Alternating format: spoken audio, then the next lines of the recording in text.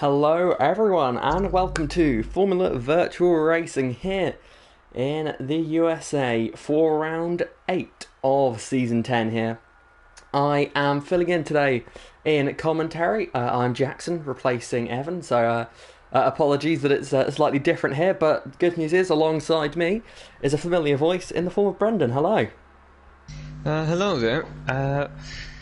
So unfortunately Evan can't make it this week, he usual.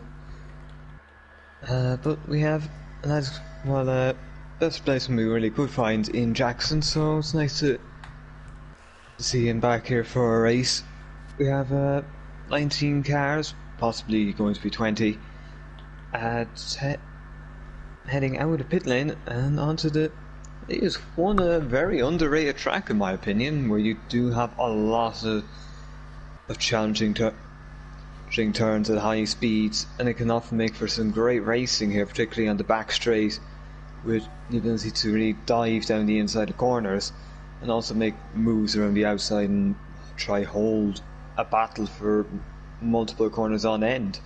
So it should be very nice to see how the drivers take to this circuit. As you see already, Trump throwing one down the inside of his teammate on an outlap. I think you're absolutely right there with how this place is in terms of racing. It really does have everything when it comes to a racetrack. It's got the long straights needed to be able to get alongside, but it's got those tight and twisty parts of the lap as well, which really tests these drivers, well, to the limit. We've got, as well as that, on top of that, we've got track limits always being a bit of a problem here, which whilst the drivers won't enjoy it, and to an extent, viewers will be finding it a bit annoying at times, it's just another area which really tests the drivers around here.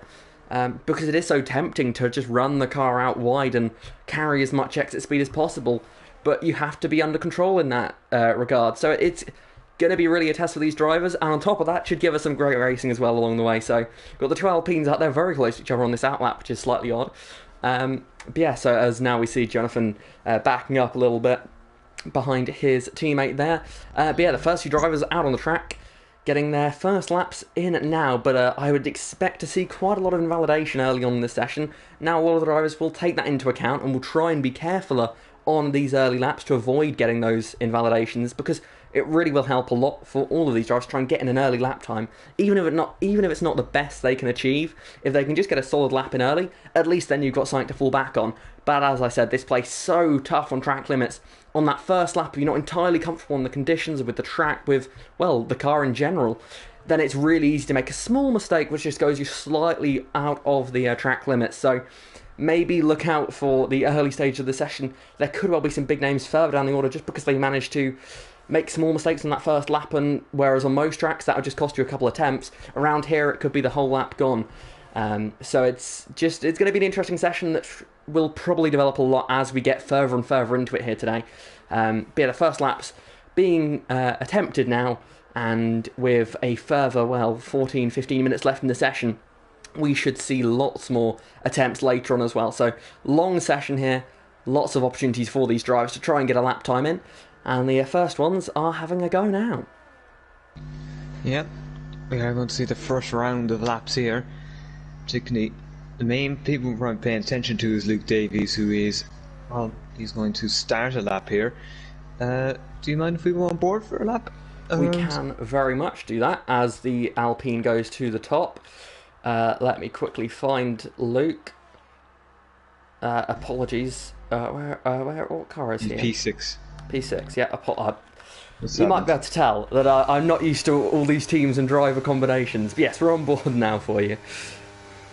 Yep, indeed. So Luke Davies heading through the S's section, similar to Maggots and Beckett's in Silverstone. As he already in Sector 2. Oh, well, as my mind is invalid, we might just pick another driver on another lap somewhere. But the issue with that is everyone's already on laps.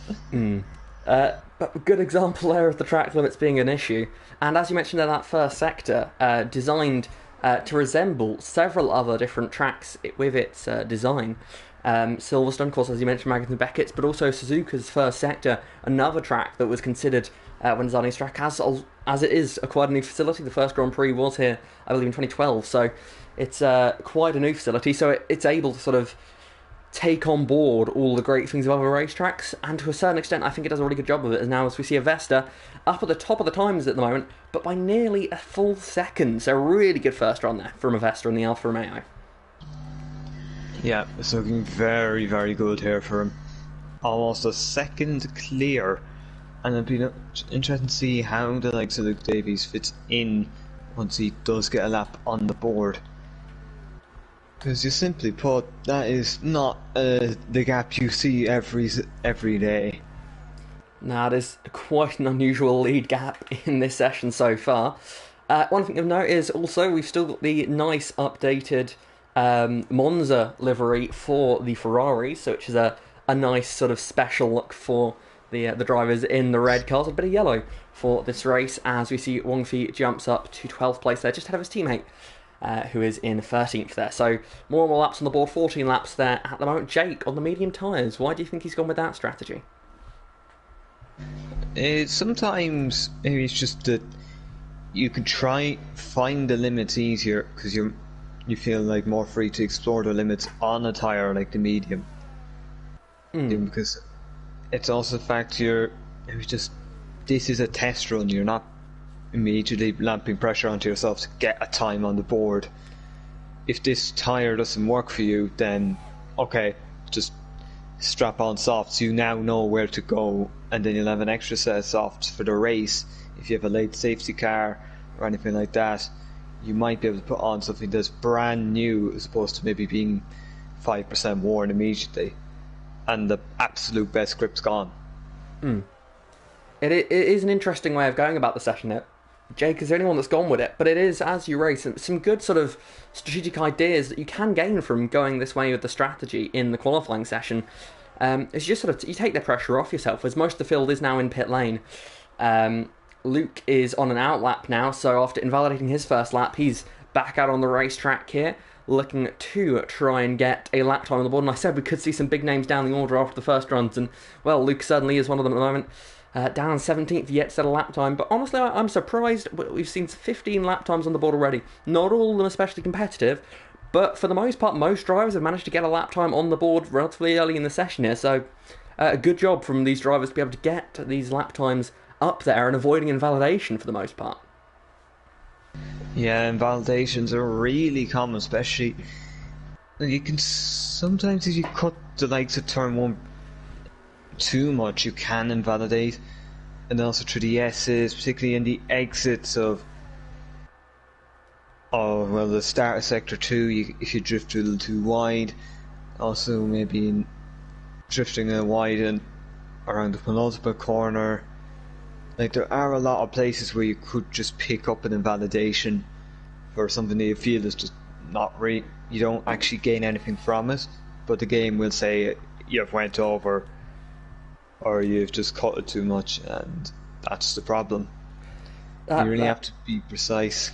That is one difference in games for real life. Is in real life the stewards will focus on certain areas where they know time can be gained, whereas in game it's everywhere. You can't make a mistake anyway, regardless if it takes you gives you an advantage or not. If you go off the track in any corner, it is effectively a sort of automatic invalidation. There's the Luke Davies going purple through the first sector here, so this will give you another chance to go on board with the McLaren driver as he tries to get his 4th win of the season today. Yeah, Luke already 3 wins in the bag, and he has been in either 1st place or 5th place for all of races but one, and that was a 2nd place in, I believe, was Qatar. See, that race was won by the man who is currently on pole, Avesta Gabati. But the problem for Avesta Gabati is, apart from maybe the P4 and the fastest lap he picked up in Monaco, he hasn't scored in any race since or before. Yeah, that's a problem with consistency there, which we do often see in some drivers have that sort of season where they can show this amazing pace, but it just doesn't work out more often than not, as we see Luke get his first time on the board, and it's only a 133.1 there, so not where we'd expect to see Luke. P6, not bad by any means, but still a decent margin up to pole position, 1.2 seconds off here, as he now drops down to P7. it's not the session so far Luke would have been wanting to have. Although, given his championship situation, we've only got 4 more races after today. He's probably starting to think more about just bringing home consistent results because he's got a sizable championship lead. At this point in the season, he can not relax, but he doesn't need to take the risks that the rest of the field does. The rest of the field needs to try and push and win every race, basically, to try and catch back up to him. Whereas he doesn't have to do that. He can take these... Well, continuing up his top 5 streak would be a very solid way of keeping himself in the title fight. And at the moment, only P7, so not quite in that top 5.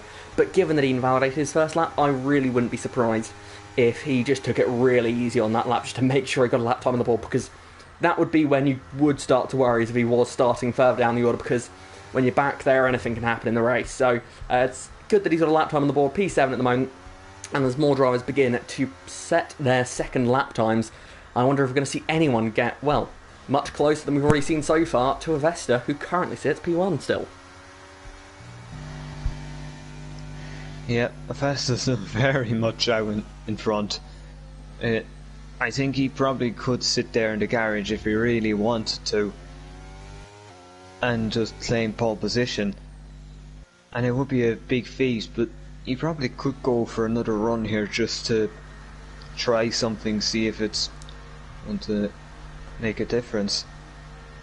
I mean, quite frankly, with a lap time that good early in the session, as admittedly it has now closed in significantly with a few other drivers getting lap times on the board, the gap now down to just 4 tenths of a second, so maybe you can't feel too comfortable about it just yet, as Sam Lewis has jumped up into second place there in the Mercedes.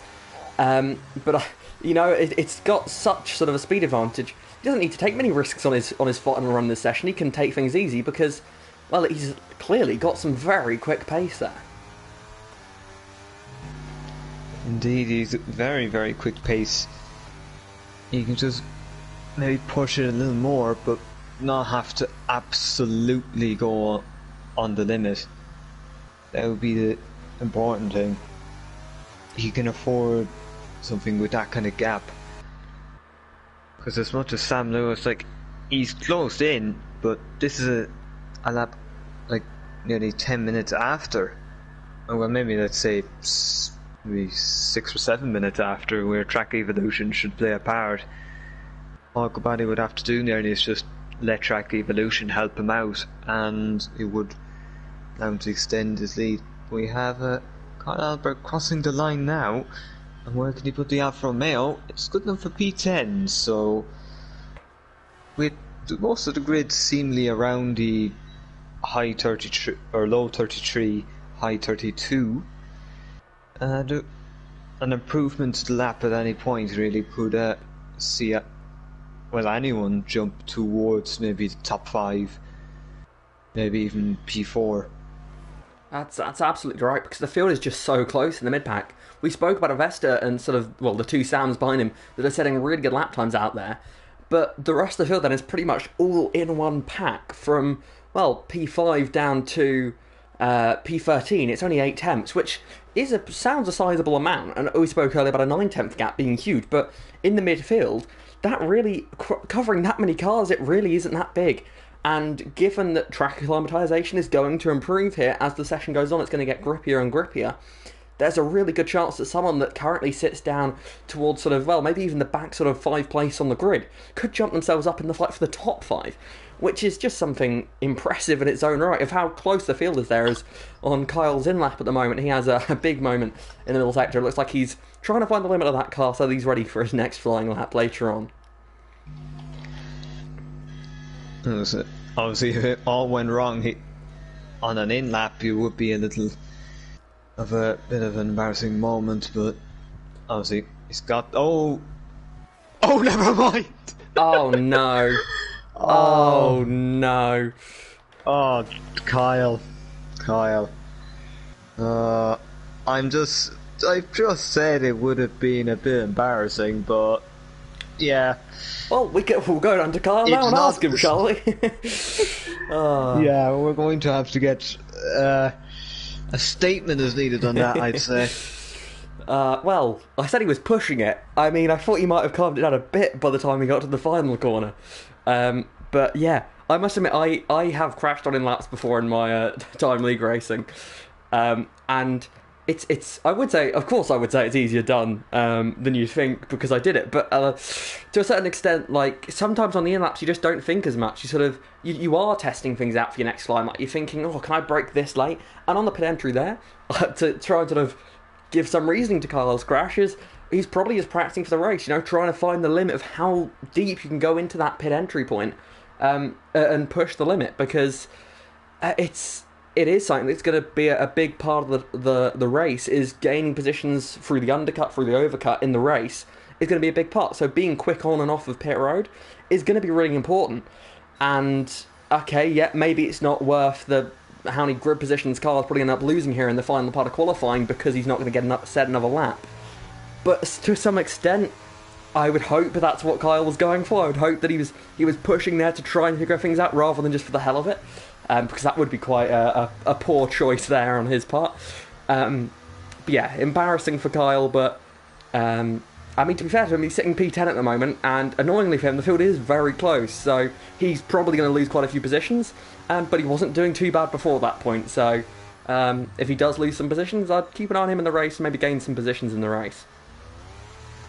Yeah, that would be the plan now, I suppose. If you get your mistakes out of the way in qualifying, then it can't really happen in the race.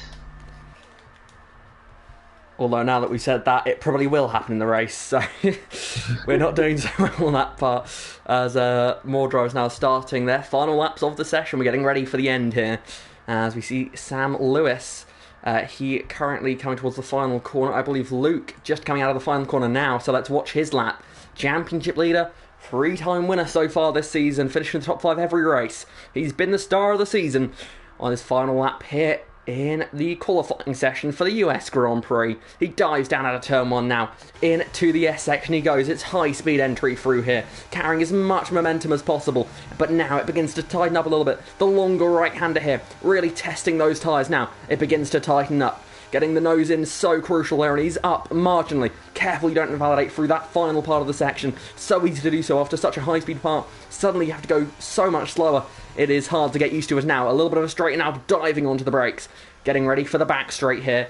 This is just going to be crucial exit here. Limit the wheel spin, get the power down nicely, open DRS as soon as possible, and then as we can see here, from riding on board with him, taking a very tight line all the way down the back stretch there. Make sure not to get any marbles on your tyres though, as he dives onto the brakes again here, uses all the inside there. I'm surprised you can get away with that one, and he does though, so 3 temps up through this part of the lap. Yeah, I wonder if there's any more time he can find on this lap to try and get himself up in that fight for the top 5 here. Getting the car turned nicely as he heads towards this next complex of corners here. Getting the nose in again. The car is doing what he wants it to do. Sitting quite nicely at the moment, but he needs to find another few temps if he wants to put himself at the sharp end of the grid. He heads towards the final corner now. The car rotates nicely. He gets the power down, DRS open, and across the line, Luke Davies up to P3. Brilliant end to the lap there. A very good effort, but now the rest of the field will have their chance to respond. Sam Lewis in second, not able to take away that P1 from Avesta. Avesta, he's still out there, and he is improving. So he is going to be another driver to watch in this session now as we look further down the field. And the next one is going to be across the line. It's a Ferrari spinning over the line there of, I believe, is that Danny in that car? I believe, I'm not sure. It's been a while. But now... Danny? No, we have no, sorry, Anderson, and also and the one spinning over the line with Tyler Pacitti. Avesta improves there, gets across the line, and Sam, he's invalidated his lap time. Not what he would have wanted there, setting P4, which will hopefully... Leroy, I think, is improving, so if he can just get to the last corner here, he is improved slightly, but not for position. Not I think quite that's enough. it now. It is indeed. Mars Schumer might be the only one here left. He isn't improving by a bit, so this may be important. What can the Haas driver do? So he comes out of the final corner.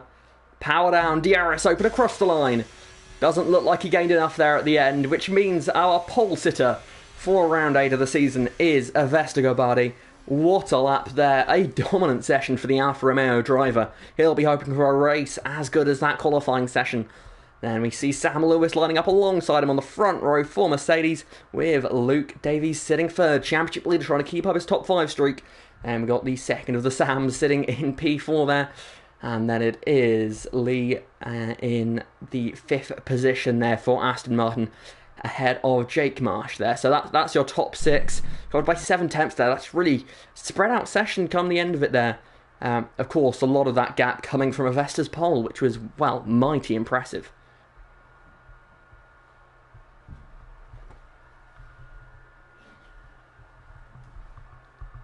Yeah, so in the end, well, Red Bull haven't had the best of sessions, no lap time set. Mainly, Leo Toole did join a little later, so he couldn't really do that much. So there is your grid for today's United States Grand Prix. Getting ready now. This is where things go from simply getting the lap in to now going to try and get several of them, many of them, a Grand Prix length of them, all strung together to try and take victory here. It's a very hard task to achieve. I'd say after that qualifying session, Avesta is the favourite. But as we have seen several times in the past, that just because someone's quick in qualifying, just because they look in control, rarely means they really are. As we see, I believe it's Liam getting in to the session there. Hopefully he's able to take the start. As we see a nice sunny circuit of the Americas here, a dry Grand Prix ahead of us. And I think that's a good sign for the racing. The DRS will be there as soon as possible. And we should see a lot of battling in this one. Yep, should be a very good race here. We'll have to just wait for a start. I believe Liam Houseman's had internet issues, so he will be having to hope he gets back in and able to race.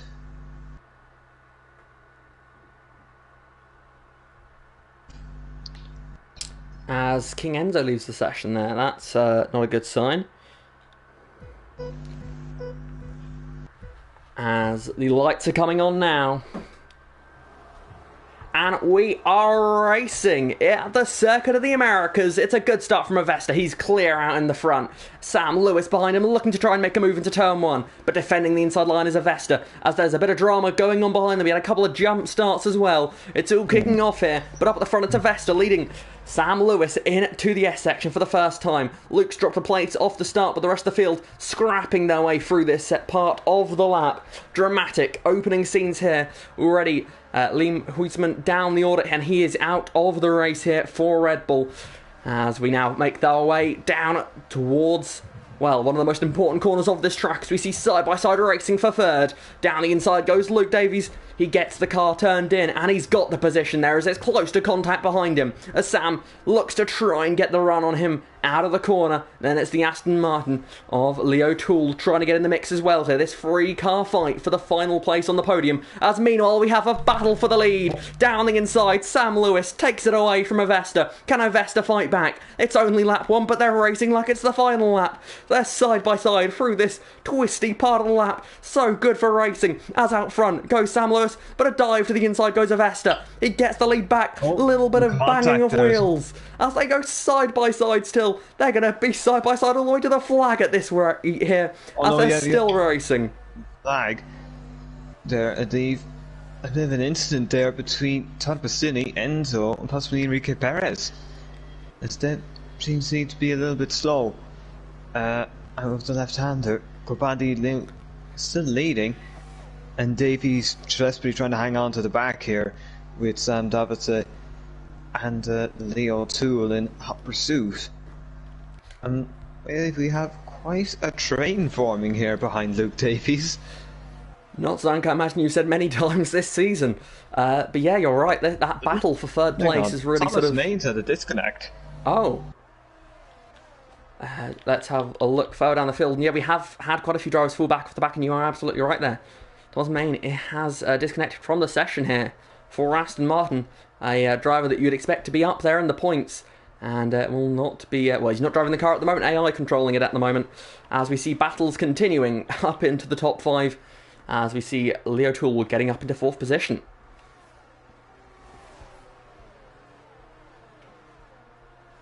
I have sent an invite there to Thomas so he can get back in. I believe he has, because his car is no longer ghosting.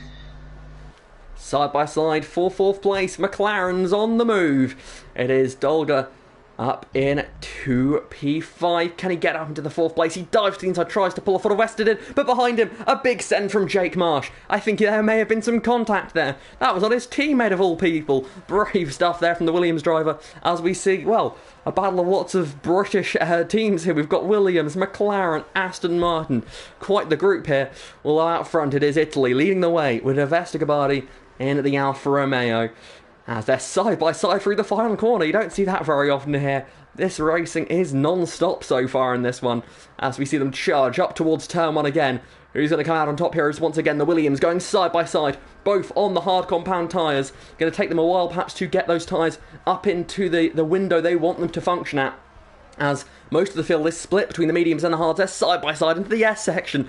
Both of them will be begging the other one to back out, and in the end it's Jake that will hold on, but now it's an opportunity for Jonathan Jurgens-Meyer. He's on the back of them. Oh, a big slide there for Leroy behind. It's getting chaotic here in this mid-pack.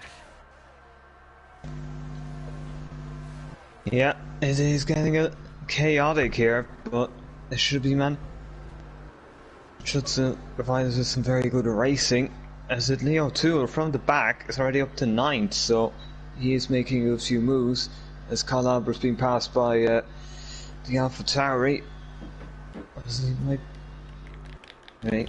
And now the AlphaTauri is going to go down the inside of Leo Toole. Is Leo Toole trying to hang it there, but he's pushed off the circuit. Can he now try and get back to the inside? No.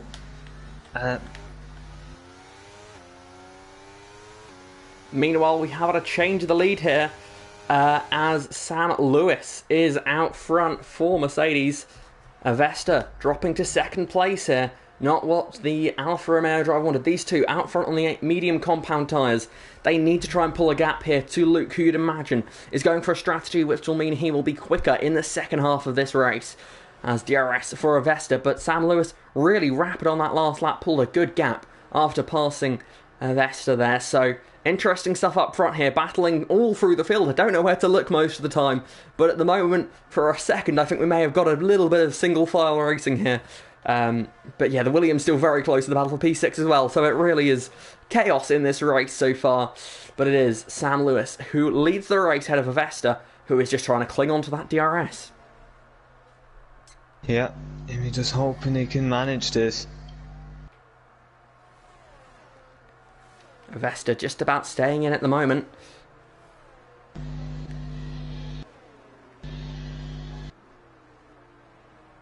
DRS open for the Alfa Romeo, as we see a battle for third place behind.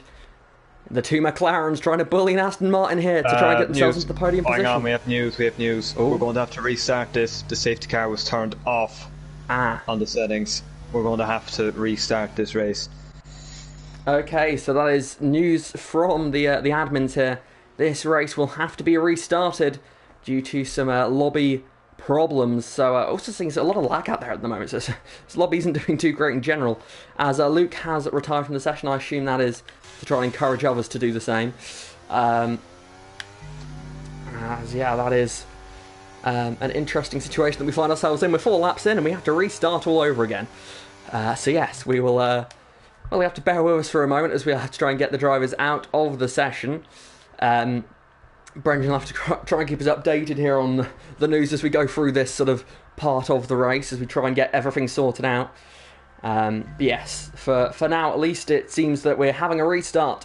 We're going to have to go back racing, well, from the start all over again. So I don't know if the grid will be going back to the original grid or whether we'll stay with the order now. I'm not entirely sure on that front, but we'll hear more as we get closer to any other news. So yes, more and more drivers retiring from the session, starting to realise that, yeah, we have to leave. There is a restart confirmed to all the drivers that are wondering if they've flicked on the stream, panicking what's going on, why people are retiring. There is a restart due to incorrect lobby settings. So a restart here for the US Grand Prix. More and more drivers beginning to retire. And yes, it seems that most drivers have got the memo now. And now they're just waiting for the invite, I suppose, as we see more drivers retiring from the race.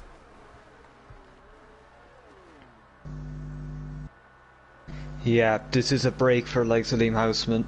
He was caught out with a glitch when his internet pulled him out of the lobby, and then when he tried joining back in, he was caught spectator mode. So in this instance, he is able to get a reprieve in this Grand Prix.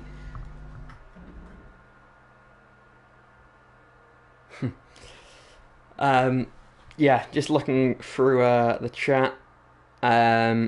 Jake, you got a penalty on purpose there. I'm sure you did, Jake. As we see more drivers finding creative ways to retire from this race here. But yes, it's a good restart for a lot of people in this one, including myself. Hopefully this time I can actually get some of the names correct for the right drivers. That would be a good start. But yeah, we'll have to wait and see, as everyone now retired from this one, just waiting for invites to the new lobby. I'll probably be at the bottom of that list, given that I'm not a regular, so at some point soon we should be getting into the new lobby, and yeah, getting ready to go racing again. And you thought that was fun, we get to do it all over again, so do not go anywhere. This is going to be some exciting stuff here for the US Grand Prix here in Formula Virtual Racing. Yeah, it's been fortunate we had the glitch, but I had my suspicions after Enrique Perez was crashed out and nothing got called, because usually if it's in the S it says things can and will get called out for a crash in that area.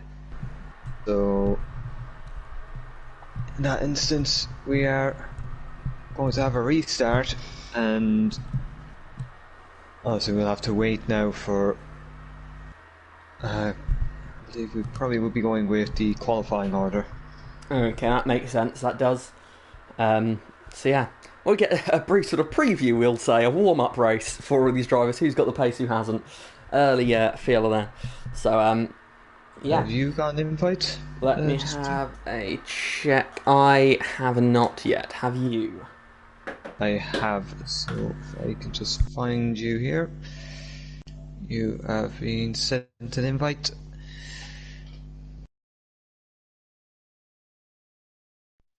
Let me get in there now then, so that we are ready. And as you said, that Luke sends me on as well.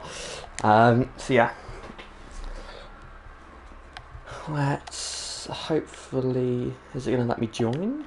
Let's see if it does. I think it's because I'm still loading between settings. So.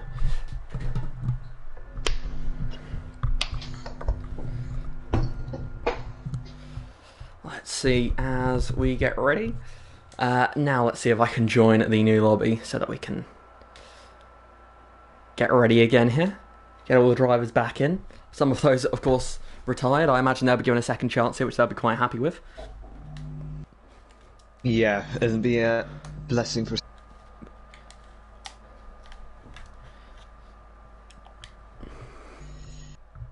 Once Kyle is here, and then we'll have to wait, and 7 more down the grid will have to be set.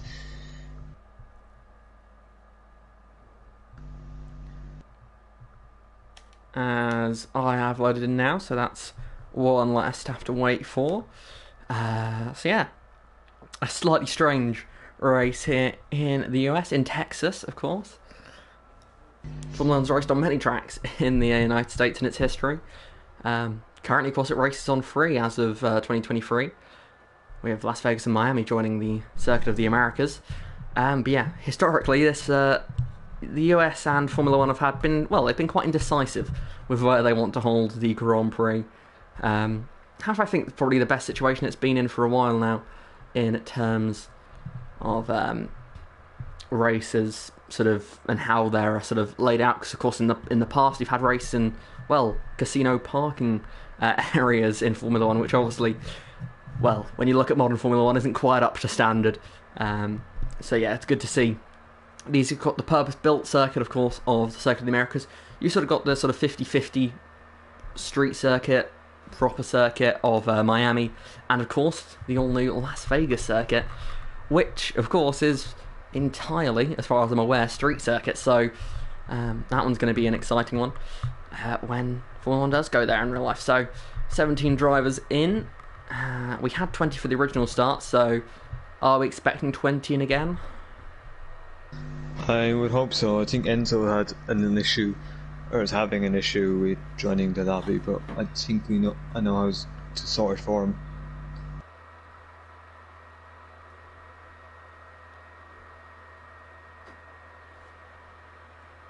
Kyle suggesting in the YouTube chat that the order we saw at the end of that sort of glitched race, or the problematic race, in which he won, of course, as the last to retire, that we should go with that order. Which, you know, he makes a very a good point, with probably from a biased perspective, one would assume there for Kyle. Of course, we're going back to the qualifying order. Was the latest news anyway. So yeah, it's going to be an exciting race here. As I said, we know we've seen a sort of a preview of what to expect. It's going to be chaotic. We have to prepare ourselves for lots of racing. We're going to have eyes all over the racetrack, trying to figure out where everything's going on. But yeah, a second attempt at it for the drivers. So yeah, it's going to be dramatic, probably an understatement for what we're going to see in this next one, as this could, well, in terms of distance, be one of the longest ever Grand Prix in FVR, in the sense that we've already run 4 laps. So, 32 lap race around the Circuit of the Americas, so slightly above the usual 50%.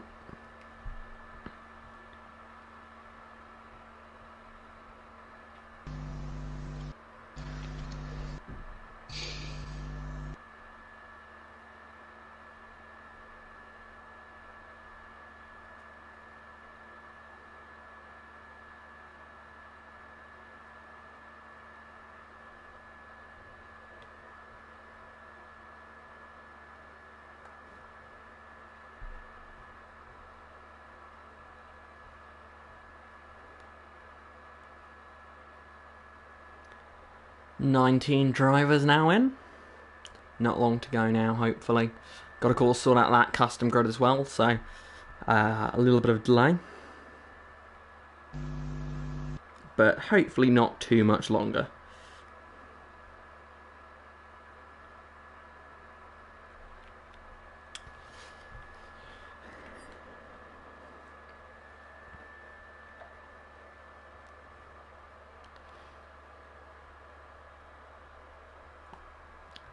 Just waiting on a few more to get into their cars here. Actually, now a couple have left, so not quite sure what's happened there. We're missing both Mercedes drivers and the Aston Martin. The Aston Martin should be Leroy Van Schendel, as he is now in the car. The Mercedes drivers should be Sam Lewis and Enzo King. Sam Lewis, of course, led that race for a while. I wouldn't be surprised if he's quite miffed with the fact that we've had to have a restart, but that's how things go, sadly, for him. Gives me a chance to try and learn more of the names whilst you have a brief pause here, so that's what I'll be doing some research here. One of the Alfa Romeos not in their car yet. Let's try and figure out who that is, shall we? Is it Kyle Albert? It is Kyle Albert. Yeah. Sir Albert, if you could please join. That would be quite splendid. It would indeed.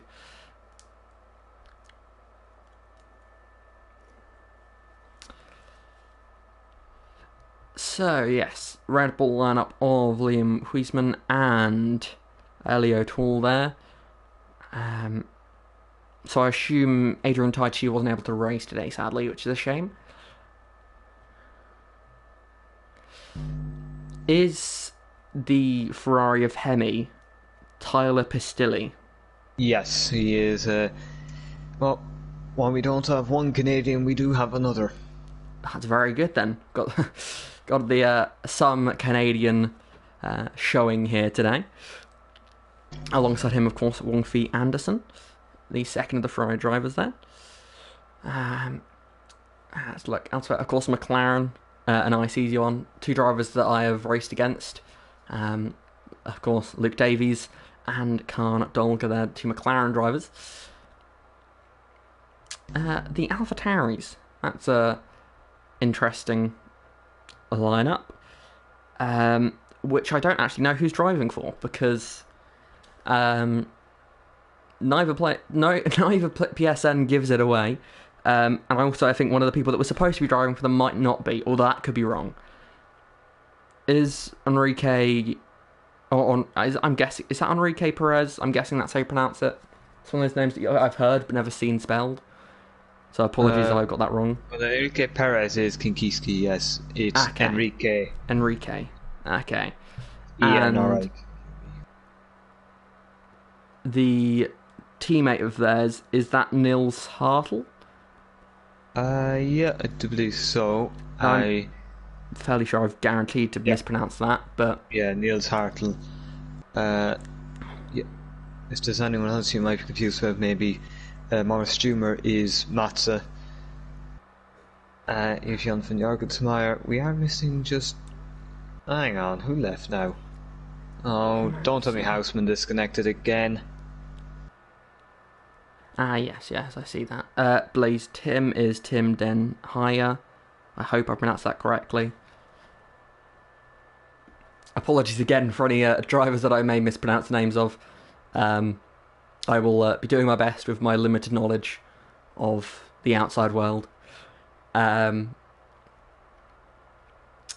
trying to learn them all here for this race so that we're all ready to give you the usual FVR experience that, of course, is set at such a high standard by, of course, Brendan and Evan, the usual pairing. Luckily, still got Brendan here, so you're not entirely lost here, but looking good for today as we say 17 drivers in, so we're still missing both Mercedes and was it Huisman that disconnected? Yes, because he's back in now, which is 18 drivers. So the two Mercedes. So Sam Lewis, Enzo King. Sam Lewis, as we made very good showing in that first attempt. Enzo King, I believe he had some issues in that first attempt, so haven't seen as much of him, but neither of them here so far. That's a slight concern. Have you heard much from the Sam Lewis end there? Yeah, no. I don't think I have. He is.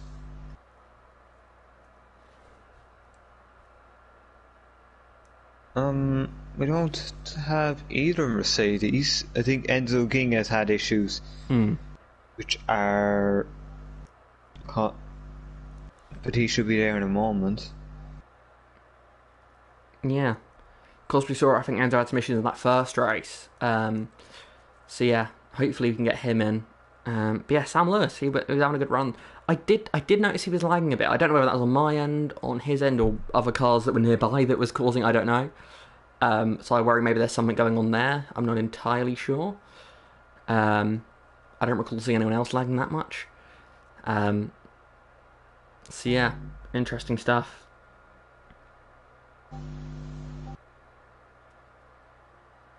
As Leo Tool switched to the Mercedes.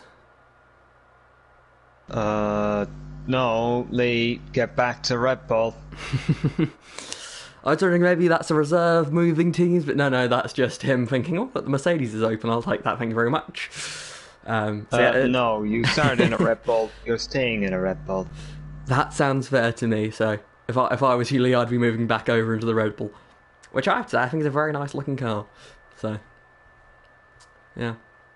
As Sam Lewis is in, he's had to get into the second Mercedes this time because reserves in the lead Mercedes, unless he has been given permission from someone else to go to the Mercedes, although I'm unsure. But good to see Sam Lewis back there. As he has now moved back to Red Bull. As it looks like we are almost ready to get going here. Just missing Enzo King.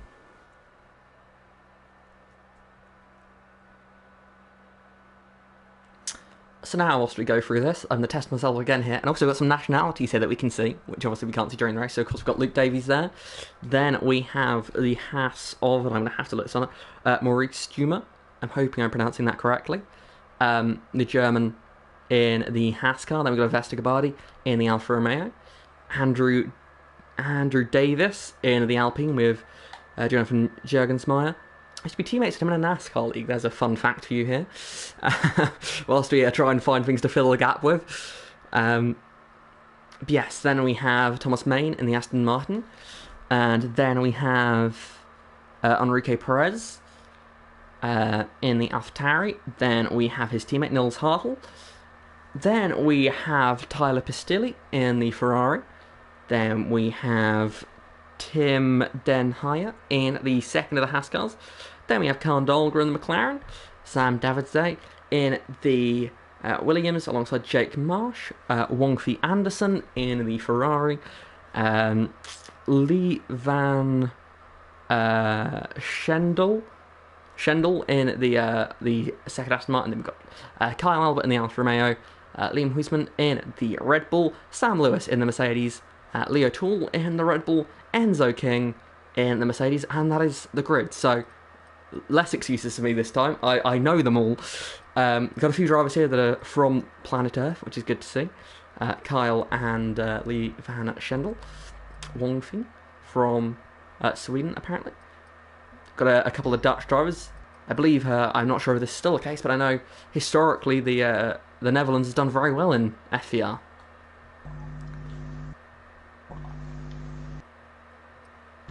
Couple of Americans as well, lining up in the Alpine cars. Of course, as we mentioned earlier, the Canadian of Tyler Pistilli in the Ferrari. As people are readying up.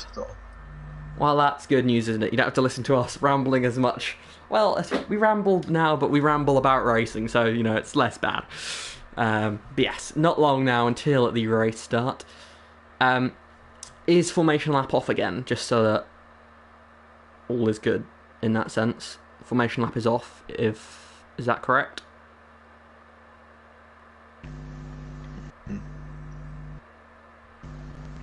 There we are. We are now headed in, and hopefully this time we don't have an issue. Let's hope so. Although this is the Formula 1 game, so who knows? We've had our one sort of self-made error, and now it's time for the F1 game to throw its creations at us. But hopefully not, of course. Hopefully we'll now have a nice, clean 28 laps here of what is a fantastic race circuit in Texas, near the city of Austin. Got that, of course, extremely tall tower at the centre of the circuit. Be a nice place to watch from, as long as you're not scared of heights up there. Otherwise, that would not be a very enjoyable experience, I would have to imagine there. But a good view of the racetrack, so it comes with its perks. Just waiting for all the drivers to load in, and then the drivers have to pick their strategy. Will drivers be open to choose whatever strategy they want again, or will they have to commit to the same strategy they picked last time? That's actually a good question. Because, of course, back in previous games when there wasn't the free choice of tyres, you would have to stick with your original option. But, of course, these days that isn't something, so do you just give them a second chance to pick their strategy? A lot of them probably go the same way. They've got the chance to react, so, yeah, the drivers are now picking their strategy, getting their setups on. Crucial to remember that. Not fun driving around a 50% Grand Prix without a setup on. If you ever have done that, you'll know the pain. It is not enjoyable at all. So drivers making sure to sort of go through a slightly different process to what they used to. Usually they go into the race start, they do the strategy, what tyres you start on, what tyres you're going to, when you're going to pit, how much fuel you want to put in the car, do you want to overfuel much, do you want to underfuel at all, hoping for a safety car. But now they have to remember that after they do that, or even before they do that, don't click start, you've got to go and get your setup on, because it's easily forgotten, because it's not something you do most of the time in this menu. You usually do that in qualifying. As the cars are on the grid now, and we are getting ready to go racing here in COTA. All 5 lights are on, and we are racing for the US Grand Prix. Jake Martin jump start. That is not good news at all. It seems like Gobadi's going to maintain what will be the race lead. Lewis slightly off track, but Sam Davis is through, and this... Oh no, it's contact between Sam, and that sent one Sam falling down the order. Oh dear, that's been a bit of a messy start. You see, benefits now for Houseman. He's been able to fix his problems with this restart, and he's up to 11th. Really improved start there. As speaking of improved starts, in terms of positional gain, Jake Marsh, a brilliant start. The downside is he jumped it, so drive-through penalty will need to be served for him. Given the field is so close at the moment, you'd imagine it's better to do it sooner rather than later. Get it out of the way, because early laps you'd say there is an increased chance of a safety car. So whilst the front is fairly boring, further back in the field is going absolutely crazy here. Luke holding on to third, but then there's a battle for fourth. Wongfi down the inside, looks to make the move there on Sam Davids there. Makes it not, he stays back because we've got a spinner in the background. Looks like Enzo King, or is it Sam Lewis who's gone around? Sam Lewis down in P16 here. A dreadful start for the driver that looked so strong in the previous one. This is not good stuff here from the Mercedes driver, who is, well, way off of the position he was in just, well, 10-15 minutes ago. Yeah, it is. Oh, damage to Thomas Main. He comes into the pit lane. As there is there damage to one of the rebels as well. Is that Leo Tool coming in? He tries to make the pass. And he's had to fall back in there, or he's retired. Oh, that's a shame. Oh, that's just to retire. That's not what they would have wanted. They see Wongfi Anderson, Sam Davidson. I was saying they were battling DSs, but it seems like Wongfi has got the upper hand here. Gobati is now past Marsh, who is still maybe just trying to go as long as he can before he has to come in, because maybe then he can just use the fact he's near the front to maximise the gap. Ideally, if he wanted to come out a little bit ahead of Thomas Main. It is an unusual strategy. They're the only driver to start on the softs here. So yeah, strange strategy there from Wongfi Anderson, but he's trying something different. You've got to respect him for that, as he's got a battle going on behind him. Side by side, Kyle Albert down the inside up to 5th place here on the medium compound of tyre. Good move. Up another position. Next up will be Wongfi Anderson. Houseman and Jonathan Jorgensen going side by side. Tyler Basili is looking to see how can he try get his way into this. He's gone for them both into the left-hander, and he's managed to get them both with a brilliant move down the inside. He's took 2 places in a single corner, and that's Basili from 9th to 7th. Houseman here would try to get back that 7th place back, but Basili is not exactly the easiest person. Oh, never mind. Oh no. Never mind. Basili has spun it under braking, which is a weird spin. And that's now Houseman and Jorgesmeyer to take back a place each. And you see Leroy now trying to get a place on Basili, but Basili looking for a switchback. It is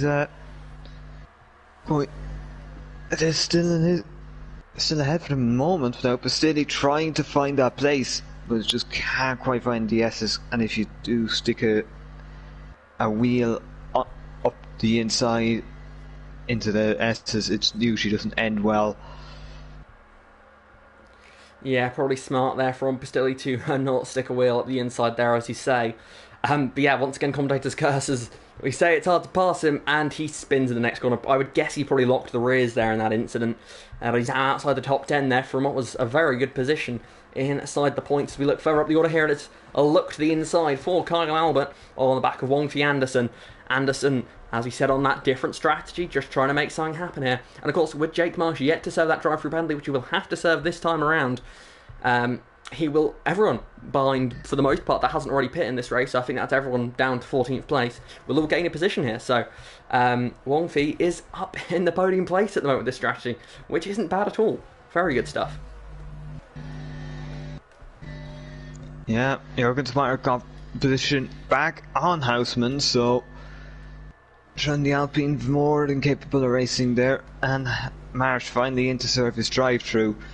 He will have to, you see, Jonathan Jorgensen will pass, Houseman's going to pass, he's going to fall down the order here, probably behind Kieski, but that should be it, because Marsh would actually join near enough the back of this train, so it could be a case that Marsh is not out of this race by a long shot, at least for a points-paying positions, because if you're only about 2.7 seconds off and there's people just not far up the road, and once you catch one you catch them all, a good portion, you could very much be in contention for a good points finish, even if you did jump to start.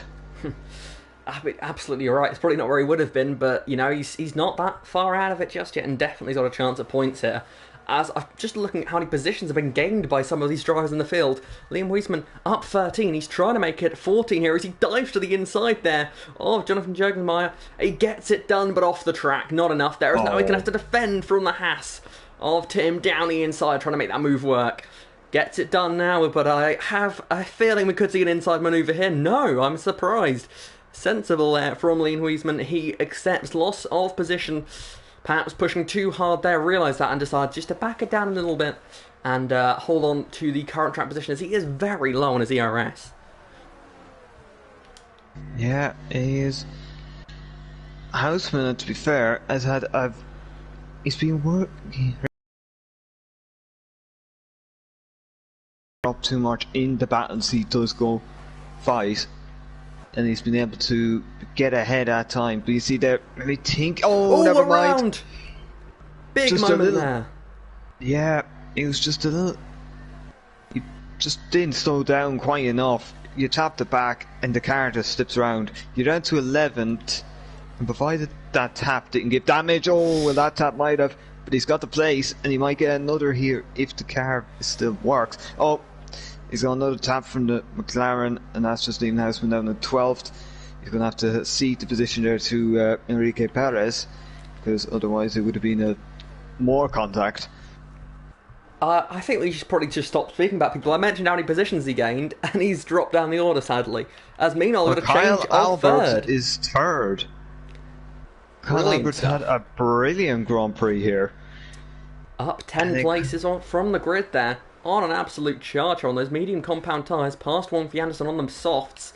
Perhaps his tyres are starting to feel the pain, but still a good start for the pair of them there, as he now has got the championship leader in his sights here. Kyle has had an absolutely brilliant day. Yep, indeed. Luke Davies he didn't have the best of Grand Prix last week. It was won by a British person, but it was not Luke. It was Tanner Davison, but another British reserve could be coming to try beat Luke Davies this week. So who knows?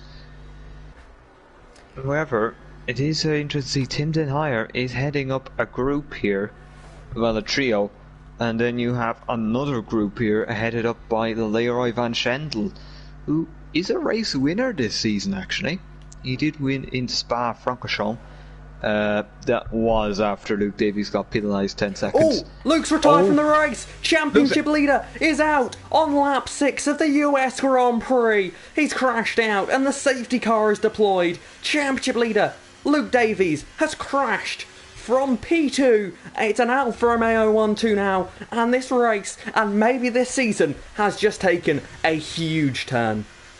Yep, we have a safety car, which was the bone of contention for our restart. Huge drama here in this race now. That is insane. It's hard. We saw that Kyle was getting close. Maybe Luke started pushing harder. Well, I mean, I don't want to say maybe there was contact, but it's possible. I don't know if Kyle got that close or not. But yeah, that is got all the looks of Luke losing control in the S section there. Whether he jumped or was pushed, I'm not entirely sure. But he's out of the race, and that is the championship leader out of the race. I believe Kyle was over a second back, so this must have been a mistake on his own. And however, now the first time this season he's not in the top 5. Yeah, first time he hasn't been in the top 5. Kyle Albert is electing to stay out. His teammate is pitted, along with Wong Fee Anderson. Sam Davis is staying out. Tyler Pistilli is going to pit, even though his teammate's already there. Tim Denhire stays out. Leroy Van Gendel's in. Enrique Perez, Liam Houseman, Can Dolger, Jake Marsh, Sam Lewis, Enzo Thomas, Andrew Pinap, Niels Hartl, and Morris Jumer have all made stops already. The key here is where are they all going to come out. Gabadi's out in third. He has the strategical. Every strategy is in his hand now. And I believe likes of Kyle and Sandauta could be left out to dry here unless fortune favours them later on in this race, along with Tim Denhire and John van Jorgensmeyer. Something I've noticed during that pit cycle there, Sam Lewis, who we saw have a spin early in the race, dropped down the order, did make his way back into the top 10, but he changed his front wing. So that's an interesting thing. Maybe the fact he was in the top 10 even with wing damage would suggest that he's going to be someone to watch here in this next part of the race. Wong Fee has gone soft to soft, so I don't know whether he forgot to bring any medium and hard tyres to this race, or whether he just loved the tyre so much. But it's an interesting strategy. Yep. But now we have Kyle Albert leading an FVR Grand Prix, Uh, it's probably been a long time since he was up at the pointy end of the FVR grid. His best finish was a second place, I believe, in Season 5, Round 10 at Spa. It was being the two in a 1-2 for Mercedes that day, along with his good friend Juan Hernandez. One of the most successful FVR drivers. However, unfortunately for him, that success did not come with a championship. In this case, it was a 1-2 for Alfa Romeo there after Luke crashed, but now with Albert leading, having not stopped, Gabadi third with a stop. It probably won't be a 1-2 come the end, as actually Albert trying to... He had maybe a thought there about the pit lane, or maybe it was just a dummy. Oh, Enrique Perez is DNF behind the safety car, so... What has happened here? Yeah. It looks like it's on track. Has he gone into the back? His car's gone annoyingly before anyone's got to the scene, but with how quickly the car disappeared and the fact that it just came to a stop, that had all the signs of he's just driven into the back of someone. As Jake Marsh come back into the pit lane and go to the set of hard tyres. Now, he started on the hards, switched to the mediums, and has gone back to the hards. So I believe these drivers are thinking you can't take the mediums to the end from here, but you can take the hards to the end from here. That's what I get from that pit stop from Jake. Another thing I have noticed, and I want to check this quickly on the race director. The strategy here, not Wongfi, but his teammate has gone medium. Tyler Pastilli has gone medium, so he will have to make another pit stop here. He had the option to go hard to the hard tyre, but he's not taken it.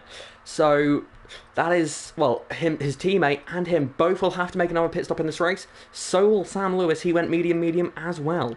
And I believe King Kiski, of course, Enrique Perez would have had to do the same if it was not for the fact that he retired. So, a few drivers have gone with an unusual strategy there to stay on the same compound and not make their mandatory pit stop just yet.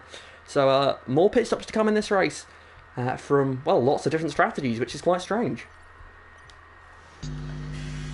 Yeah, it is a little strange. I wonder what they think. Maybe they're sort of predicting maybe another safety car later on in the race. Maybe that's going to be a chance. From Wongfi's perspective, I would guess what he's doing here is trying to effectively create a mini race inside of what's left and effectively get a 20-lap race, where now he's going to do softs and mediums as a sort of that strategy from where he is now, and hopes that just the raw speed of those tyres gives him more speed over those on the hards. That's what I get from that, but it's interesting, his safety car is in this time. Yeah, safety car will be in now. Albert is going to lead the pack here, followed by Sam Davidson, who you consider elder statesman of the grid. Albert, for considering his age and well also experience, but Sam Davidson has been around for a very long time in FVR, Season 2 champion, having been one of the few people to take a title fight to Benjamin Bulwark and win. Not many people can say they've done that there, as Kyle comes through the final corner now, and he's still not going just yet, keeping them waiting. Now he puts his foot down. He's caught Sam Davidson out. He's caught him out badly. Albert's teammate has got to jump as well because of that. And now you see Tim going 4 wide. You don't often see that kind of racing thing, but it looks like Tintin Hires come out on top. Anderson's using them soft tyres very well. He's now ahead of Gobadi.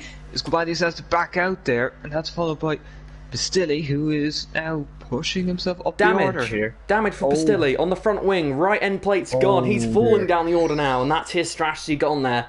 He's going to have to make a pit stop, probably to the hard tyre at the end. That is a bitter moment there for the Ferrari team. Here. Sam contact! He's hit the Williams! He's out of the race! He hit Sam Davidson coming through the corner and the safety car is out. What happened there?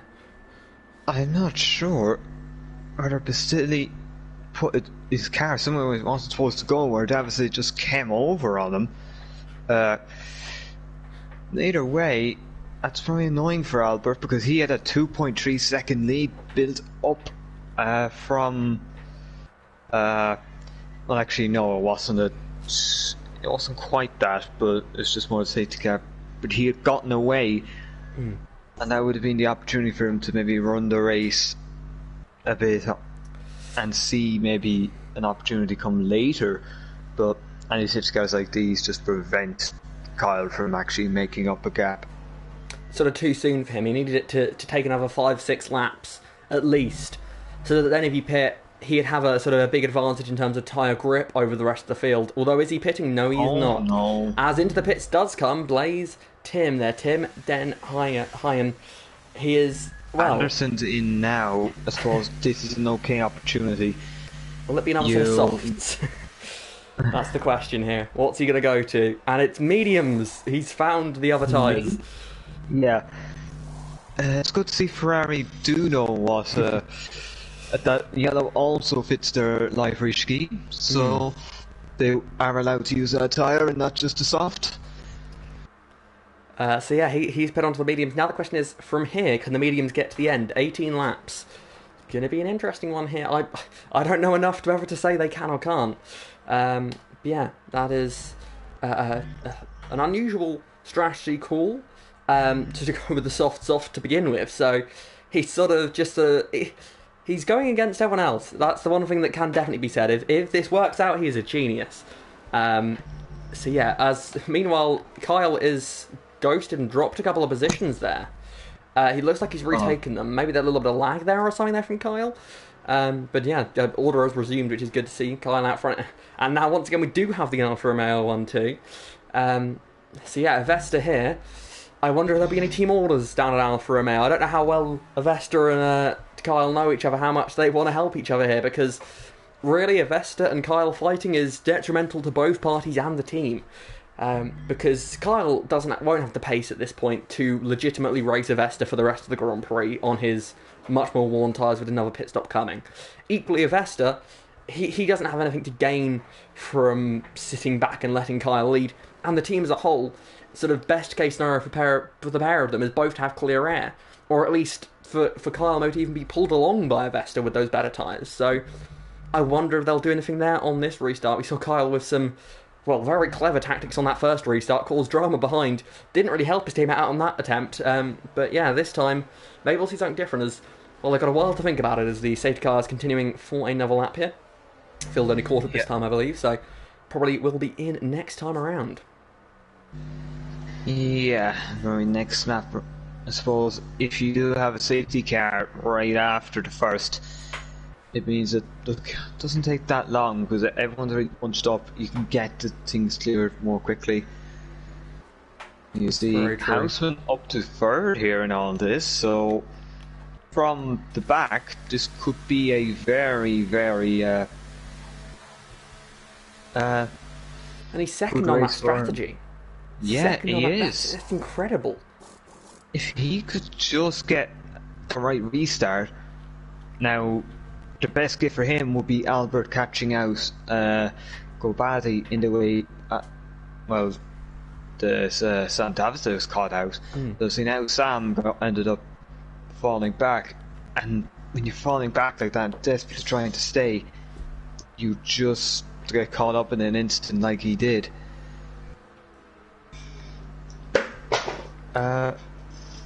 See, yeah, Sam, for some of the game, obviously, he's had to bite the bullet now in strategy and pit, but Albert, being the only one who hasn't, he's got to nearly hope that things start blowing up behind him. Isn't impossible given what we've seen so far. But you're right, probably just a well-timed safety car for him, and he's right in the fight here. The problem is if it does go green to the end, again, he's got a chance if it goes green to the end. The problem is the chances are we probably are going to have another safety car. The problem is that safety car coming out right when Kyle is planning to make his pit stop. It's unlikely, so it could work out either way, because I mean, if it does no more safety cars, then we see a situation where just the speed of being able to make that pit stop later, having fresher tyres at the end, could get him back up, I would say, definitely into the points. The problem is, at that point, hasn't got a chance at the win. But if a safety car comes out just after he makes his pit stop, then he's really in a tough situation because he's lost his track position and potentially could lose his tyre advantage. So it's an interesting thing. He's got some contact further back in the pack under safety car as it is in this time here. Drivers getting their tyres ready for this one. a range of different compounds on the cars. And Kyle Albert going for something different out front here. He's mixed things up. He leads the way. But how long will that last? Yeah, how long will it last is the big question we have. He's going to have to try get the restart right. He very much uses the intelligence to catch out Sam Davidson last time. However, Gabati probably won't be baited as easily. In this case, he doesn't really want to be baiting him that easily. It's his teammate, and his teammate's going to get the pass done. But more importantly, they've broken away from Houseman there immediately. However, the tyre advantage is going to tell. So we're side by side, and now Houseman is going to think, I need to get past here if I have any chance of winning.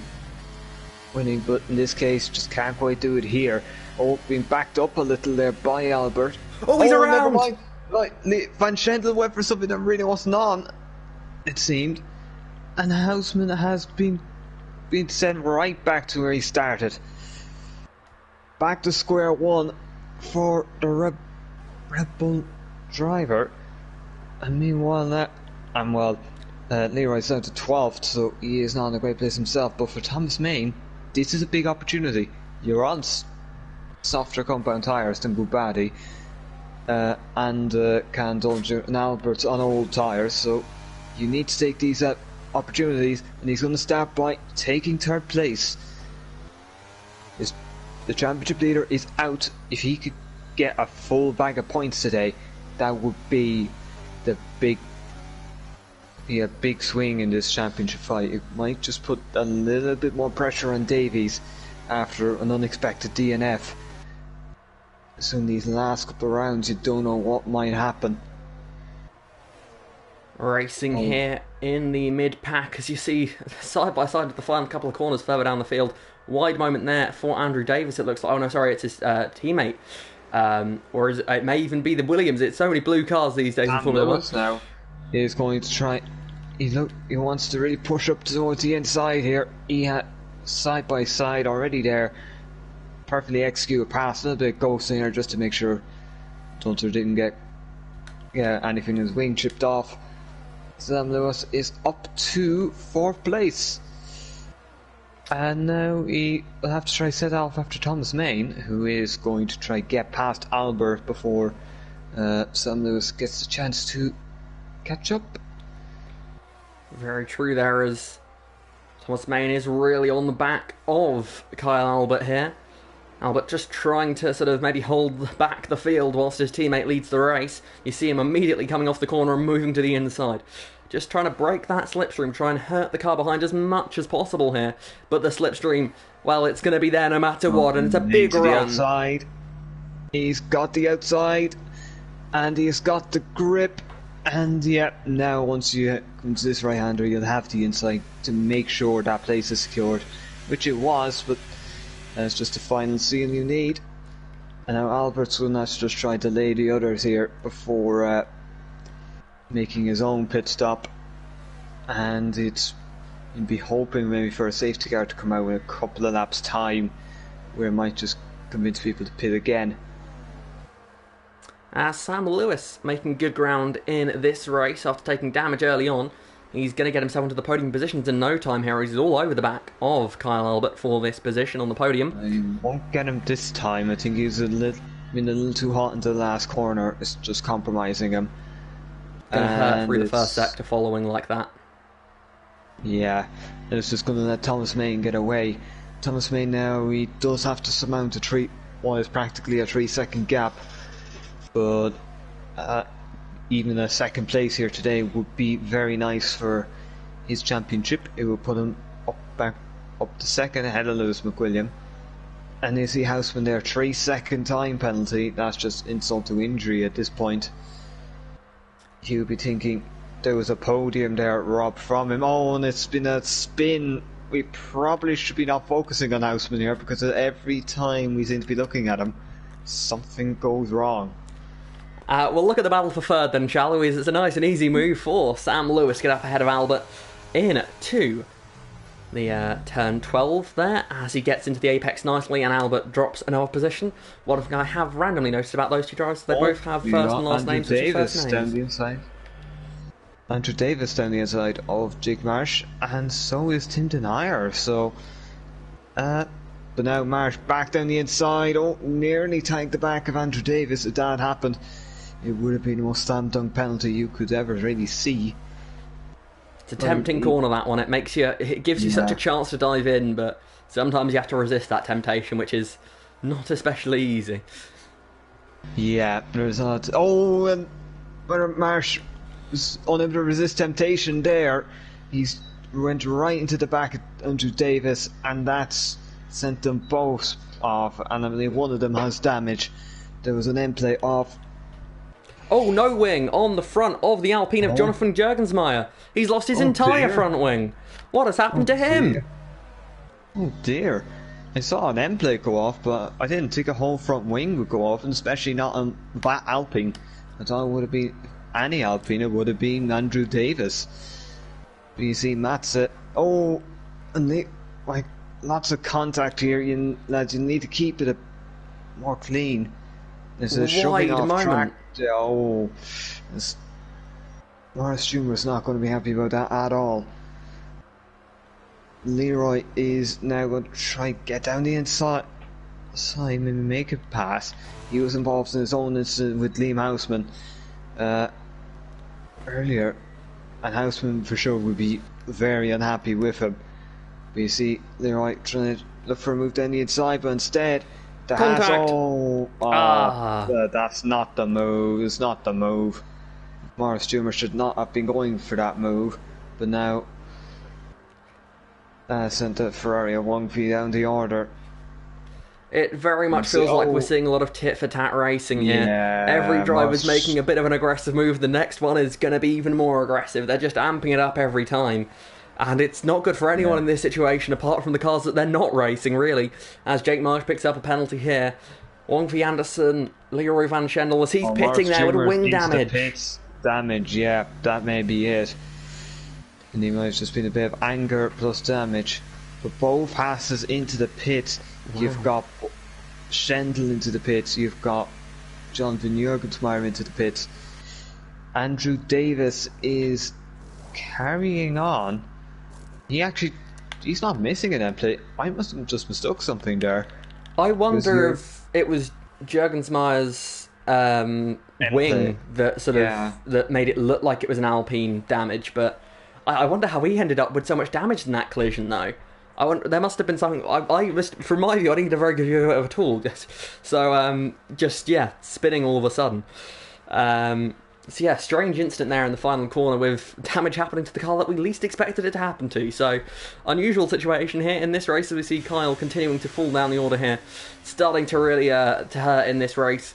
Going so long in it, you'd have to assume he's going to try and go for the softs maybe at the end, because he's done over half this race on that medium compounded tyre. It will be crying enough very, very soon, if it isn't already, that is. As you can see, the field behind him, just sort of, well, I say the field, the one car behind him that hasn't been caught up in the scrap of the century, really, over that P9. Sam Davestate trying to close into that gap. Of course, he was involved in all that drama too. He's up in 8th place here, trying to get into this fight with Albert and Dolga there. So, interesting field sort of spread at the moment. We've got a battle for 2nd place. Sam Lewis down the inside of turn 1.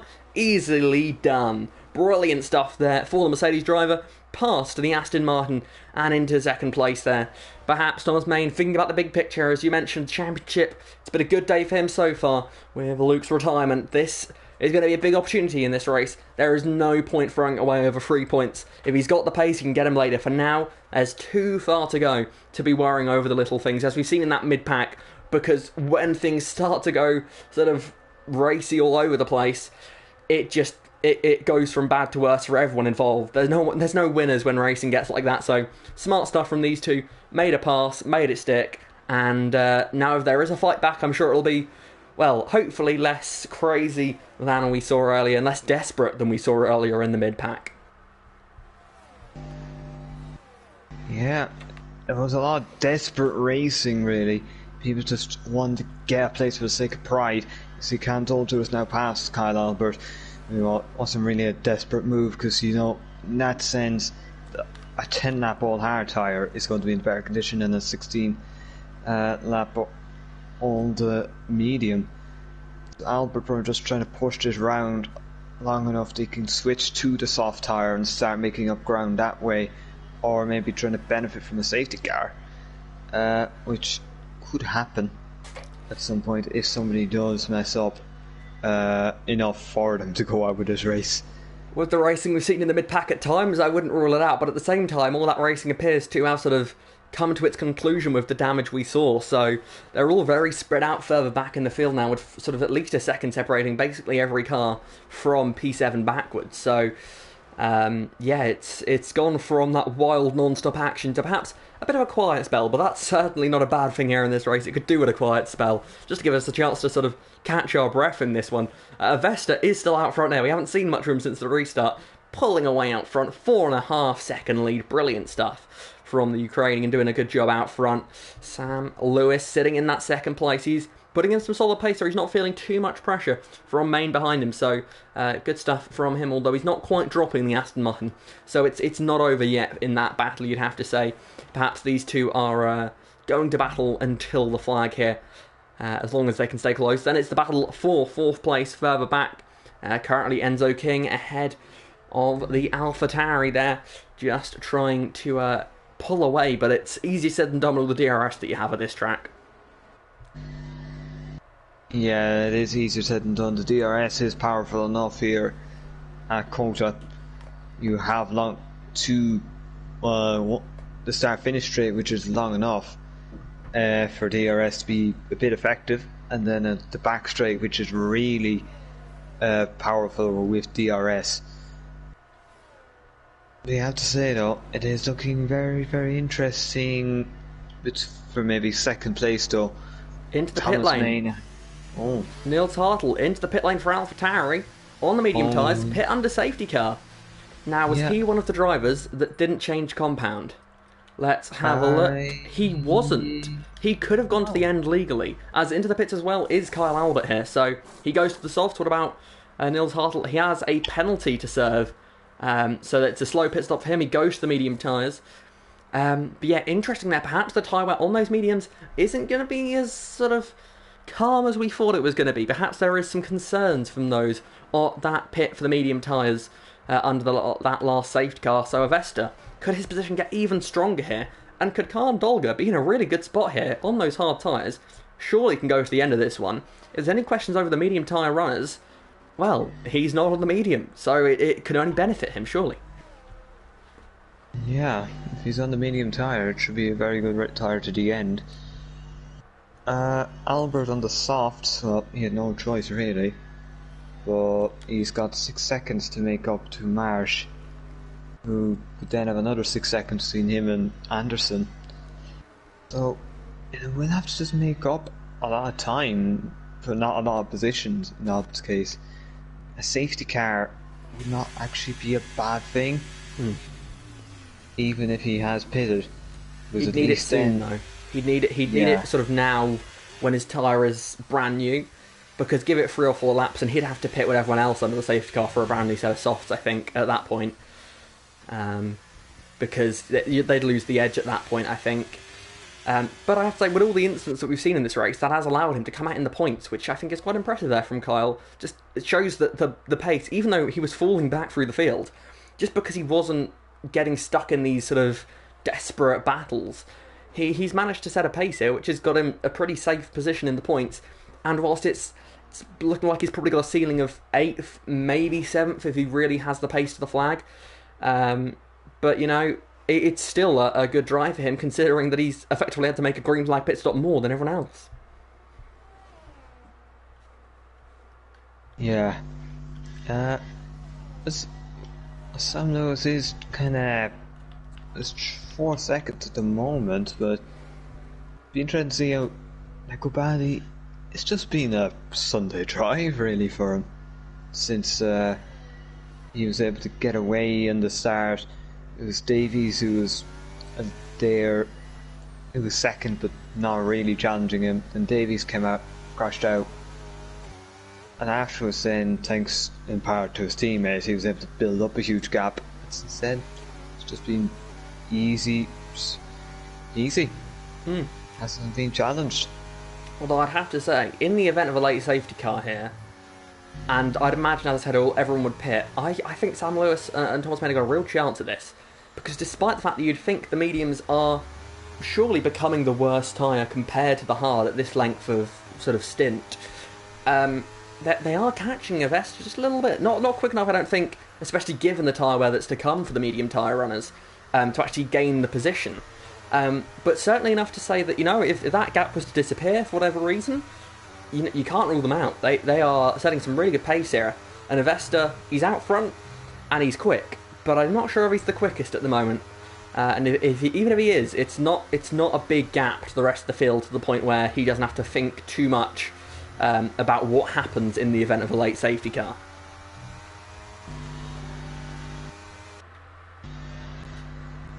Yeah, a late safety car would really turn this race on its head. You see, Albert already passed Marsh, so it has worked to get a place, but now he's got to try get more places, which would be even more difficult because the best grip is probably already gone from them tyres. Yeah. The 6.2 is coming down, but it's only going to need a bit more of a drop off from Wongfi in order to make this difference count. Within 7 laps, the tyre balance may have swung back to Wongfi in that time. Is it has of Morris Tumer, but he's had a bit of a spin, getting it back on the track, and yeah, it is. He's only fell behind his teammates, but neither of them are scoring points, so it won't really matter to them too much. Not Haas's day at all here today. As yellow flags and out of the race goes Jonathan Jurgensmeyer, and the safety car is deployed. The race is changed again. We said it could, and well, it has. That has just changed things, and the safety car is crucially behind where the leaders are on track, so everyone will have a chance to pit here. Well then, so that script that we were holding, let's just throw that away. We have got quite the race in our hands here. The gap out front is going to be gone. And everyone, I think, in that top 5 is going to think, I've got a chance at winning this race. And when there's 5 drivers that think they can win it, and there's only one that can win it, well, that usually leads to some chaos and some drama. But hopefully all the good kind. So yeah, really interesting here. And my assumption is, as many of the drivers that have had a chance to pit this first time around past the pit entry, I think everyone's going to the soft tier. What do you think? Sam Dowsey was right in the pits when they got called. He was frankly entered, so this was a perfectly timed safety car on his part. The key for him now is, can he benefit from the fact he was right there? Can the delta maybe go in this case? Because once the delta goes, he can really find that benefit. Because it's him and his teammates who are the leading pair on softs right now. Kobadi he has reached the pit lane, so he is now in. Sam Lewis is now in. Thomas Vane is now in. Enzo King will probably be trying to back up here, but he can't do too much. Remember, you're not allowed to just absolutely back up the pack. You see, and Dolger also in. Along What will Anderson. Kyle do? Kyle could cycle up to the front here if he wanted to, but he's going to pit because I think them tyres are probably already a bit wear, and he'd just be a stone, falling like a stone again. I think that's smart. Yeah, it's. No, the good news is people are still under delta. They might be under some form of delta. So Albert could still file out here ahead of Jake Marsh, and if he does that, then he hasn't lost out by pitting. It certainly, I think the choice he had there was lead the restart and try and hold on with slightly worse tyres against quicker cars for what, 4 or 5 laps? Yeah, probably 4 laps, let's say. Um, and I think in that situation, you're not going to be able to hold on to the lead. With tyres worse, against drivers that have just been rapid all day long, it wasn't going to last out front, at which point you say, okay, maybe the top 4 or 5 pass. Then he's in 6th. He's 8th anyway. It's by pitting from 8th position and staying in 8th, he gives himself just as good a chance as everyone else to gain positions from this. So, I mean, if there is a bit of contact out front now, he could gain positions with every drama that there is. And from that, I think overall, he's going to gain positions from this. I mean, if the field was really bunched up and we'd seen him down in like P15, then I could understand him staying out because you're probably not going to lose those 15 positions in 4 laps. So that makes sense. You'd maybe drop half those positions and overall you'd make a net gain. But because he was running P8, I think if he'd stayed out, he could have easily ended up 8th or worse. Whereas by pitting, he's given himself as good a chance as everyone else, and he's shown some good pace in this race to try and gain positions. And as long as he keeps it clean, it's fairly safe that he's going to score points. Although, of course, that isn't guaranteed. I don't want to commentators curse it. But, I mean, if he does stay clean in this, you'd have to say Kyle is expected to get some points in this one. Yeah, at the moment, Kyle should be able to benefit here with get some points.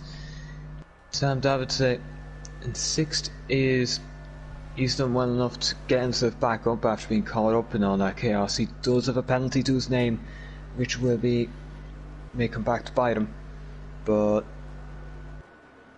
he should still be able to score some form of points because a lot of people here do hold penalties. Yeah, as you say, there's lots of drivers further down the order that have penalties. So, Blaze Tim further down the order, he could gain quite a few positions from this, as he's back into the pit lane. But lots of cars ahead of him have penalties, so he could easily get into the points here if he just keeps things clean. As he hasn't pit actually, he was just. Oh no, yeah. Wait, no, his teammate was the one that was pitting. He's the one that stayed on the track. Okay, confused. But anyway, we're back on it now. But yeah, still, he's got a lot of sort of. He could finish on the road 15th here, and could still very much end up in the points just because of all those penalties, as long as he doesn't get one as well. So he's got a chance here, as does basically everyone at this point. As a Vesta, I mean, if you're a Vesta now, what do you think? Do you think this has really sort of hurt my chances at victory, or do you think this is just as good a chance as I had before? Yes, it was a 3.5 second lead, but things change in racing, and now it's his chance to sort of prove that not only is he able to win, but he's able to win under harsh circumstances in which everyone's been given a pretty much equal shot at it for a 4-lap dash. It's a real chance for him to prove himself, and trying to take that victory is certainly a step in the right direction for a season as a whole as well. And whilst this season, as you said, hasn't gone well for him necessarily across the season, of course he has the win, but overall it hasn't been a good season. It's a chance just to remind himself what he can do, and maybe next season it'll be that sort of encouragement that he needs to try and take the fight in the championship. Yeah, if Kobadi could just get another win here, it would maybe give him the confidence for another season on this game where he can maybe put together a consistent challenge. Which, if we do remember the first season of the last game, it was going his way. He was very much in control of the championship until midway through, where unfortunately circumstances outside his control prevented him from racing, in which case McWilliam and Rosenberg closed in, took past him in the championship, and Rosenberg did take what was yet another title. I believe that would have been Rosenberg's, what could have been his 3rd title yet, and his last. But now Gabadi, he's got a chance to maybe get a 2nd win this season. He's got the restart right. Sam Lewis has been caught out a little, but not too much because Thomas Main isn't in a position to pass him either. And we see Enzo here in 4th. It is looking like a very nice day for Mercedes at present. But I see Candolger in 5th. Not too much racing happening here on this restart, actually. Maybe the fact that everyone's on the same tyre So they can't really push advantage, use things to their advantage. Gobadi already a second clear, showing what his true pace may well be like. However, you see Out Andrew of the Davis. race. Oh, he's out. That's Safety car is deployed. again, so it'll now be a 2-lap shootout instead of a 4-lap shootout. But Leroy caught up in that. That's no wing. He'll have to pit again. The good news for him is at least he'll have brand new tyres. That was sort of the perfect restart there, I think, fair to say, for Avesta, because it was so good that he sort of spread the entire field out. No one was able to sort of have a good restart there. Everyone was just sort of bunched up together. So yeah, that was very interesting. The fact that he sort of spread the field out in such a way on that restart that we haven't seen previously today. So good stuff there from Avesta, but now, well, maybe they know his trick. Maybe they know what he did that time. They can prepare for it. Maybe he has to rethink what he's going to do. It's a question time now for Avesta. What does he do? Does he just do that again because it worked so well? Or does he think, oh, they're going to see this coming, I better mix things up a bit and do what Kyle did earlier? Because, I mean, Kyle had a great restart earlier today. So yeah, it's going to be a tough choice here for Avesta, as most of the field I think will stay out. There might be a few at the back of the field. I actually expected more, but only Leroy Van Schendel coming to the pit lane. Now, I wouldn't have been surprised actually if a couple of the Haas cars had pit, because they've only got a couple of positions to lose, and yeah, the tyres have got barely any laps on them, but I say that, it's 3-4 laps on the tyre, you know, it's not insignificant, it's not nothing. And when you only lose one position for that, and the position's outside the points, you could very much understand the decision to come down pit lane and just mix things up a bit, really. Yeah, Leroy had no wing in that case. You just make your pit stop and just fix up and hope that tyre advantage will come to you, and in that case what you may feel went wrong sorts itself out by in natural manner. Gobadi is, well, he's got to have to do this one more time. He got the first restart right. See, Albert was leading 2 of the restarts, and in this case now it's the other Alfa Romeo. The shoe is on the other Alfa Romeo, not the other foot necessarily. Yeah, it's going to be an interesting one. Now, I'm curious to see, will the safety car come in this time? Because usually the safety car has to have one full lap going, but there are only 2 laps left in the race. No, yeah, it has to come in this lap. That is known. You have to have 2 laps of racing. You do not get just the one. It is not a situation like Abu Dhabi 2021. You never get that in the game. Shame, really. I'm sure some people would have a lot of fun with that. Well, some people, maybe not everyone. Yeah, that is still a contentious topic to this day. Will it ever not be? No, it won't. But what we can all agree on is this should be 2 good laps of racing here. These soft tyres that have been, when they do say 3 laps, they won't have had 3 proper racing laps on them. Correct. We've had maybe about a sector of racing. Avesta getting ready for the restart now. The Alfa Romeo driver, he's been in control so far today. 2 laps separate him from the win. What can he do here as he gets ready for the restart? Backing up the field, not gone yet, just waiting, biding his time, getting those tyres up to temperature. He comes through the final corner, he puts his foot down, and we are racing again here at the Circuit of the Americas. It's a good jump from Avesta, but not as good as last time. Sam Lewis is within a decent range of the race leader, but not quite close enough to make the move into turn 1 there. He's got his prey in his sights, though, as they power down through turn 2. Avesta leads the way. Lewis trying to close in to try and take the fight to the win here. It's going to be, well, nail-biting all the way to the finish here. Even if Avesta does win this, it's not going to be easy. You know that for certain here. Sam Lewis has shown some really good pace so far today. He's shown that he is one of the few drivers that can go toe-to-toe with Avesta Gobadi in a straight fight for the win. As there's drama at the back. It's practically a repeat of season 6, where in this case it may more be a mistake and he's just retired on track. Obviously this won't cause a safety car for the last 2 laps, but Marsh out of the Grand Prix, and that does help some of these other drivers, particularly Tim Den Hyer, who is set to inherit the final points playing position. Change of P7 there. Kyle getting up Yeah. into that position ahead of Wolfie Anderson there. Good move That's from key. the Alfa Romeo. He will get P5 here based on the penalties. Very So, true. Cam Dulger, he can't really form mistakes like that if he wants to just push on here, but it seems like with all the other cars just right in front of him, can't do much. But Gabadi, one more lap to go. He has practically been in control of this race, even when not leading. His teammate was there and he was able to help Gabadi go and form a gap. That was wiped out by the safety cars. But now he's got one chance, well, one lap here to defend here. And Sam Lewis will probably have one big chance into the S's, but he's already using up his ERS. And that might just speak to a little bit of inexperience. But he's done very, very well here today. To get up to second, even after being caught up in chaos in the early stages. But you see, Houseman made a mistake there, that's cost him. But for Tim Den Hyer, actually, he's got wing damage. He is not going to score points here, because that damage will mean that Van Schendel and Morris Schumer are going to be able to get away.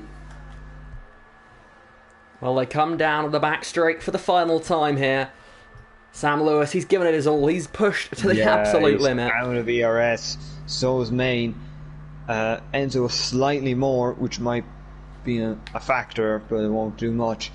But almost everyone's used up the ERS here. Nobody's been able to keep a bit for this last bit, except for Tim Den Hyer. But since he has damage, it is not going to matter in the slightest. They head towards the final couple of corners now for the final time. Avesta Gobardi, he's dominated this race. He does a little bit of a celebration before he's even got to the final corner. Avesta, out of the final corner for the final time. He wins the US Grand Prix. Sam Lewis, a brave and powerful drive to get second place. Thomas Main completes the podium. Enzo King in fourth. And Kyle Albert will complete the top five there. A very, very good race for the Alfa Romeo team here today. But Avesta Gobardi, he's been in control basically from start to finish. He controlled qualifying, and at times the race didn't quite go his way. But in the end, he managed to get back to the front. And despite pressure from behind from, well, several different drivers, he's held on out front. And whilst chaos has really been the word of the day throughout the rest of the field, up front, domination is the word best used for Avesta. What a race and what a win there. And wow, he certainly reminded us what he can do. Yeah, it is. Well, it's been a very well-deserved win for Gabadi. He took pole by a considerable margin with a banker, and he was pretty much in control the entire race. The only time he wasn't in the lead was when his teammate was, and it worked out anyways. He built up a lead, it was wiped out by the safety car, kept it anyways. So, yeah, very good race. But now we'll move on to our race results. Gabadi, 21 points. Pole, fastest lap, didn't quite lead every lap, but he pretty much did everything else right. Then Sam Lewis in second. From after falling down the order early on, he was able to get back up. You might be thinking, if that restart didn't happen, maybe he would have been with Avesta for a bit longer. Then Thomas Main, a very important P3, could give his championship a little more challenge, a little more legitimacy. From the end zone fourth, there's a Kyle fifth, 1v6, Khan seventh, Sam eighth. Niels 9th, Leroy 10th, then outside the points for Tim, Morris, Liam, and then DNFs were Jake, Andrew Davis, Jonathan Yorkes, Meyer Hemi, Tyler Basili, Kinkiski, and I believe it were Lee O'Toole and to check here, it was obviously Luke Davies, the big DNF hour today, really. I'm very interested to see actually what happened there.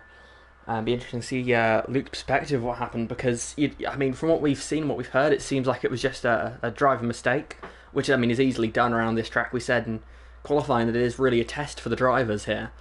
Um, so yeah, it's a shame that had to happen to Luke, because it would have been really interesting to see what he could have done in that race up against some of those other front runners, because he was running up near. I think he was second at the time of the crash. But either way, that's no point for him scoring this race. And as I said, he's finished in the top 5 in every single race so far this season, in 7 consecutive races, finishing inside the top 5 this season. Been a really good season, just really consistent. It's the one thing he hasn't sort of done this season was make mistakes, and sadly today wasn't quite able to go for him. But I mean, Luke has proved in the past he's a very capable driver. He's got 3 wins this season. I'm sure that next week he'll be back. He'll be back at the front. He'll be fighting for the win again, and he'll be back to the Luke that we've seen so far this season. And I would be quite confident in saying he'll be back in the top 5 at the very least. Yeah, you'll be hoping that he can get things back on track here, because a DNF in that manner in a normal Championship 5 would have been catastrophic, but given his margin of lead, I believe Thomas Main on 59 points before this race would have been, to add provisionally his 14, would be up to 73. That is still a big margin of a lead. I suppose that's where we'll end it now. Obviously next week we are heading to Catalonia, in the Circuit de Barcelona, Catalonia, and we should be in for a good race there. But I believe that would be probably a good way to end the stream after the second race win of Augusta Cubati. Indeed, so thank you everyone for watching. Thank you for putting up with us this week here. Well, I say putting up with us, putting up with me here, trying to learn on the job. But very much thank you to FVR as well for allowing me to commentate here today. Yes, thank you everyone for watching, and well, join us again next time. Bye.